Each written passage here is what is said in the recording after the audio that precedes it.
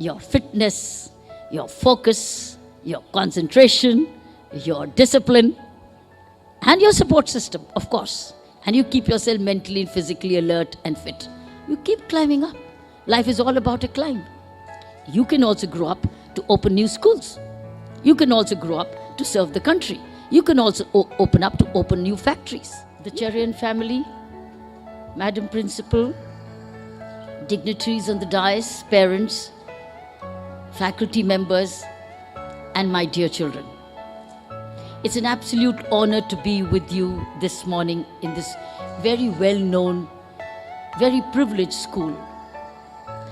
I owe this visit to my colleague, Mr. Srinivasan, who is a very bright parent, along with the mother, Vanilla, his wife, and the mother of Shikhar, who is a 10th standard student. It was his invitation to visit his child's school. And what an honor to visit one of the brightest schools which I've had the privilege. I see a great investment which has been made into the school. The spirit with which it was founded by the family, the mango tree, certainly, is a very powerful message. It has a link, a relationship with nature. All our Mahabharat, all our sages came getting educated under the trees. They weren't under buildings, they were under a tree. So therefore, you brought Vedic, or you brought India's ancestry, its wisdom, which came from sitting and meditating and praying and learning, sitting at the feet of the guru and the teacher under a tree.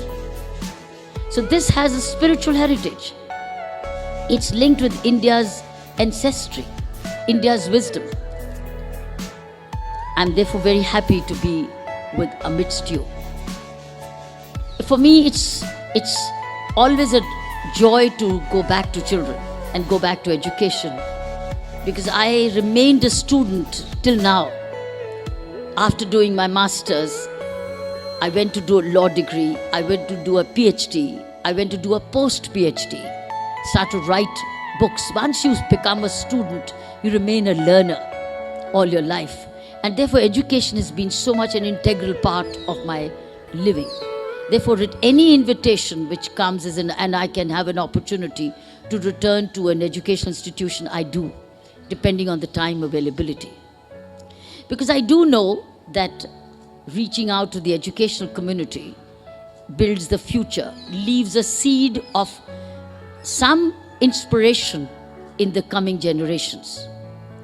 I've, in my life, come across many parents to whose schools I visited when I was growing up in my police service.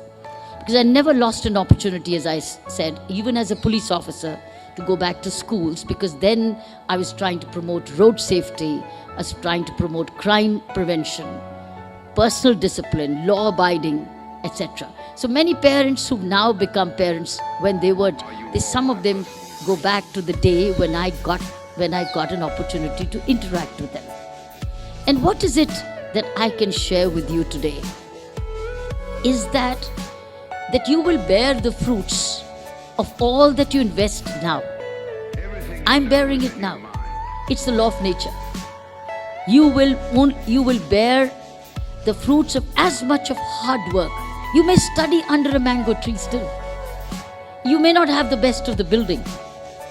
But if you've worked with your teachers and you got great teachers, you got great parents, and you love your books, and you love your education, and that you give it all that you can and you should, and that you work harder, and that you give it all the discipline it needs, all your life, you will bear those fruits. But if you let this time wait, or you say, oh, I can catch up later, this time will not come back. I do not know when I was told this when I was in school. I studied from a Catholic school in Amritsar called the Sacred Heart School. And then I went on to do a graduation in Government College and Masters in Punjab University, Chandigarh. What I'm trying to say is, I do not know when at any stage in my schooling or my college did a speaker come to me and said this. I don't remember. I don't remember. Maybe I didn't understand. Every speaker does come and have a message, but perhaps I did not understand. But what I did understand was what my parents were saying to me. That I understood. My mother and father always said that Kiran, whatever work you do now, whatever hard work you do now, you will bear the fruits even after we are gone. I still did not understand that. I thought parents never go away. I thought time stands still. Teachers never go away. I thought life would be the same every time. I never understood that. But I remember them saying this, but I didn't understand. I'm being very honest. I know many of you still may not be understanding what I'm saying. Because you, like me, when you're young, you think time is forever. Parents are forever. Teachers are forever. Good health is forever. Resources are forever. Relatives are forever. Grandparents are forever. No, nothing is forever. Whatever is with you is what you do every day, one day at a time. It doesn't matter how young or old you are. Your tomorrow is what you do today. And today is what you did yesterday. If you ate the right kind of food, you're healthy today. If you messed up your food, you're down with a bad stomach. Because that's what happened. If you drank clean water yesterday, you have a clean stomach today. But if you messed up your water, you're somewhere on the bed. Because what you did wrong yesterday, you pay for it today. So I know some of you still will not be understanding what I'm saying. But I'm repeating it. I'm still repeating it. That's what parents do. Even when children don't listen, parents repeat. Even when teachers know students are not listening, teachers repeat. So I'm like a teacher, as a parent before you. That while the school is investing the best of science laboratory, the best of the teachers, the best of environment into all of you, you must know this time is going to fly away very soon. And you would be entering college, and then the university, and then into your vocations as you wish. And you'll be flying away all over the country, everywhere, internationally, nationally. We never know what destiny holds for you. I love what your chairman said, imagination. My father taught me visualization. He used to ask me to visualize earning a tennis trophy. Because I became a national tennis champion and I became an Asian tennis champion before I joined the Indian Police Service. And he used to ask me, visualize winning your match. Visualize getting this trophy in your hands. Visualize. What your chairman said, Mr. Cherian said, imagination. My father used to say, visualize. Imagine, visualize in your mind the victory. I used to visualize growing up to serve my country. That was my visualization, whether I do in uniform or otherwise. So friends, what's my message? Which you may understand, you may not. You will be what you imagine. I remember when I was growing up, many of my young friends, I was in a women's college and we had all girls. And many times the girls many friends of mine used to be asked, what would you like to be? They'd say, get married into a beautiful home. They'd get married into a very rich home. Or get married and go overseas. And they achieved it. They were very beautiful, they found very good partners, and they flew out. I didn't imagine that. I'd never imagined being beautiful. I didn't imagine having a home where I would be sent to. I didn't imagine being overseas away from my parents.